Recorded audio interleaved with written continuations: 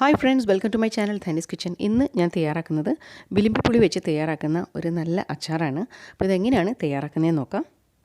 അതിനായിട്ട് ഞാനൊരു പാത്രം നിറയെ വിലിമ്പിപ്പുളി എടുത്തിട്ടുണ്ട്. അപ്പോൾ അതിനകത്ത് കുറച്ച് പഴുത്ത പോലെയൊക്കെ ഉണ്ട്. അതൊന്നും വലിയ പ്രശ്നമൊന്നുമില്ല ഈ ഒരു അച്ചാർ ഉണ്ടാക്കുന്നതിൽ. വിലിമ്പിപ്പുളി നന്നായി കഴുകി വൃത്തിയാക്കിയതിന് ശേഷം ഒരു കുക്കറിലേക്ക് ഇട്ട് കൊടുക്കാം. ഇങ്ങനെ ഇതിനകത്തേക്ക് ഇട്ട് കൊടുത്തതിന് ശേഷം ഒരു ഗ്ലാസ് വെള്ളം ഒഴിച്ചു കൊടുക്കാം. ഇനി കുക്കർ അടച്ചു വെച്ചിട്ട് നമുക്ക് 2 വിസിൽ വരുന്നവരെ വെയിറ്റ് ചെയ്യാം.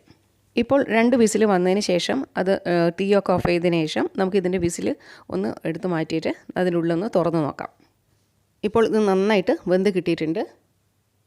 ഇനി നമുക്ക് ഇത് ഒരു അരിപ്പയിലേക്ക് ഇതിൻ്റെ വെള്ളമൊക്കെ ഊറ്റിയിട്ട് വേണം വേറൊരു പാത്രത്തിലേക്ക് മാറ്റി വെക്കാൻ. ഇതിനകത്ത് ഒട്ടും വെള്ളമില്ലാതെ നമുക്ക് വേറൊരു പാത്രത്തിലേക്ക് മാറ്റി വെക്കണം. അതിന് വേണ്ടിയിട്ട് ഞാനൊരു അരിപ്പ ഉപയോഗിച്ചിട്ടാണ് ഇതിങ്ങനെ ആ വെള്ളം ഊറ്റി കളയുന്നത്. എൻ്റെ ഈ വീഡിയോ കണ്ടുകൊണ്ടിരിക്കുന്ന ആരെങ്കിലും എൻ്റെ ചാനൽ ഇതുവരെ സബ്സ്ക്രൈബ് ചെയ്യാത്തവരാണെങ്കിൽ ഒന്ന് സബ്സ്ക്രൈബ് ചെയ്തേക്കണേ. അതേപോലെ താഴെയുള്ള ബെല്ലൈക്കൺ കൂടി ഒന്ന് എനേബിൾ ചെയ്താൽ പുതിയ വീഡിയോസിൻ്റെ നോട്ടിഫിക്കേഷൻസ് കിട്ടുന്നതായിരിക്കും.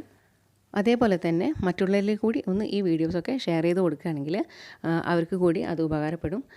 പിന്നെ ഒന്ന് കാണുന്ന സമയത്ത് ഒന്ന് പറ്റുമെങ്കിൽ ഒന്ന് ലൈക്ക് ചെയ്യാനും മറന്നു പോരുതേ. ഇങ്ങനെ നമ്മൾ വെള്ളമൊക്കെ കളഞ്ഞിട്ട് ഒരു ബൗളിലേക്ക് എല്ലാം മാറ്റി വെച്ചിട്ടുണ്ട്. ഇനി നമുക്ക് ഈ വിലിമ്പിയെല്ലാം നന്നായിട്ടൊന്ന് ഉടച്ചെടുക്കണം. അതിന് വേണ്ടിയിട്ട് നമുക്ക് ഇതേപോലെ ഒരു പൊട്ടറ്റോ മാഷറോ അല്ലെങ്കിൽ എന്തെങ്കിലും ഒരു തവയോ എന്തെങ്കിലും വെച്ചിട്ട് നന്നായിട്ട് ഇതേപോലെ ഒന്ന് ഉടച്ചെടുക്കാം.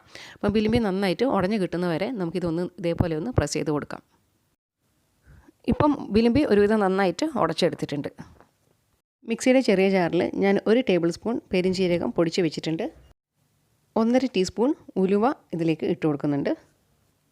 ഇനി ഇതൊന്ന് പൊടിച്ചിട്ടെടുക്കണം. ഇപ്പോൾ ഇത് നന്നായിട്ടൊന്ന് പൊടിച്ചെടുത്തിട്ടുണ്ട്. കുറച്ച് തരുവരുപ്പ് പോലെയൊക്കെ ഉണ്ടാവും, കുഴപ്പമില്ല. ഇതൊന്ന് നന്നായിട്ട് ഇങ്ങനെ പൊടിച്ചെടുക്കുക. ഇനി ഈ കാണുന്നത് കടുക് നന്നായിട്ട് വറുത്ത് പൊടിച്ചെടുത്ത പൗഡറാണ്. അത് ഏകദേശം ഒരു 1.5 ടേബിൾ സ്പൂൺ ഉണ്ട്. സ്റ്റവ് ഓൺ ചെയ്ത് ഒരു മൺചട്ടി അടുപ്പത്ത് വെക്കുക. അതിനകത്തേക്ക് ഒരു 1.5 കപ്പ് നല്ലെണ്ണ ഒഴിച്ചു കൊടുക്കാം. മൺചട്ടി നന്നായി ചൂടാകുന്ന സമയത്ത് വേണം ഈ എണ്ണ ഒഴിച്ചു കൊടുക്കാൻ. എണ്ണ നന്നായി ചൂടായി വന്നു കഴിഞ്ഞാൽ 1 ടേബിൾ സ്പൂൺ കടുക് ഇട്ട് കൊടുക്കാം.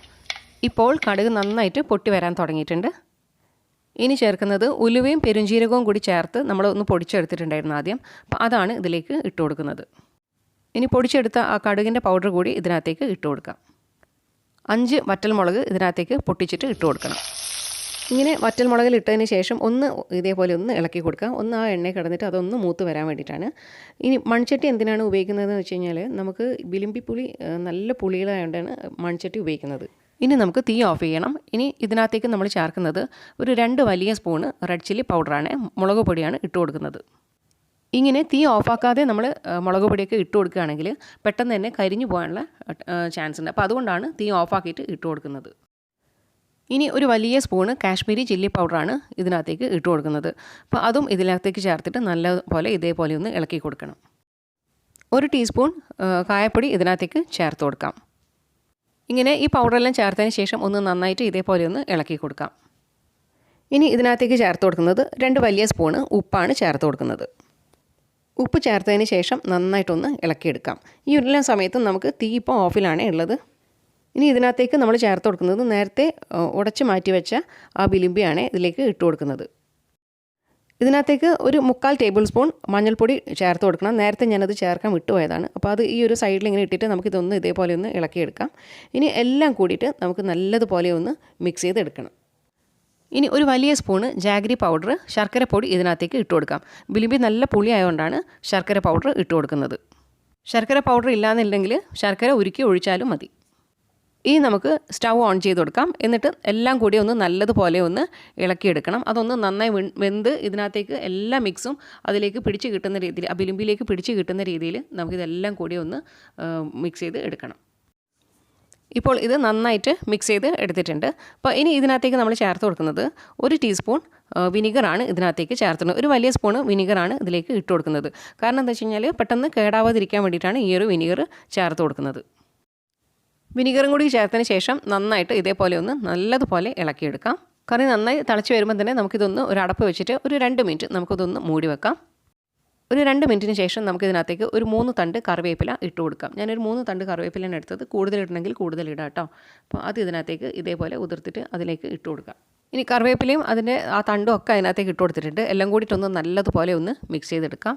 ഇങ്ങനെ കറിവേപ്പിലയൊക്കെ ചേർത്തതിന് ശേഷം നല്ലതുപോലെ ഇതേപോലെ ഇളക്കിയെടുക്കാം. നന്നായിട്ടൊന്ന് തിളച്ച് വരുമ്പം നമുക്ക് ഇതിനകത്തേക്ക് ആ എണ്ണയൊക്കെ ഇതിൻ്റെ ഈ അച്ചാറിൻ്റെ മുകളിലേക്ക് ഇതേപോലെ ഇങ്ങനെ ഊറി വരുന്നത് കാണാം. അപ്പോൾ ആ ഒരു സമയമാകുമ്പോൾ നമുക്ക് തീ ഓഫ് ചെയ്യാം. നമ്മളെ അച്ചാർ ഏകദേശം റെഡി ആയിട്ടുണ്ട്. ഇങ്ങനെ ഉണ്ടാക്കുന്ന അച്ചാർ നന്നായി തണുത്തതിന് ശേഷം നല്ല കുപ്പിയിലോ അല്ലെങ്കിൽ ഭരണിയിലോ ആക്കിയിട്ട് സൂക്ഷിക്കാവുന്നതാണ്. അപ്പോൾ ഒരു 2 ആഴ്ച കഴിഞ്ഞിട്ടെങ്കിലും ഇത് ഉപയോഗിക്കാൻ തുടങ്ങിയാൽ മതി. എന്നാലേ അതിൻ്റെ ആ മസാലയൊക്കെ അതിനകത്തേക്ക് നന്നായിട്ട് പിടിച്ച് കിട്ടുള്ളൂ. അപ്പോൾ അതിന് നല്ലൊരു ടേസ്റ്റ് ആയിരിക്കും. വീഡിയോ ഇഷ്ടമായാൽ ലൈക്ക് ചെയ്യുക, ഷെയർ ചെയ്യുക, സബ്സ്ക്രൈബ് ചെയ്യുക. എന്തെങ്കിലും അഭിപ്രായങ്ങളുണ്ടെങ്കിൽ താഴെ കമൻറ്റായിട്ട് അറിയിക്കുക. പുതിയ വീഡിയോസുമായി നമുക്ക് വീണ്ടും കാണാം. അതുവരേക്കും ബൈ.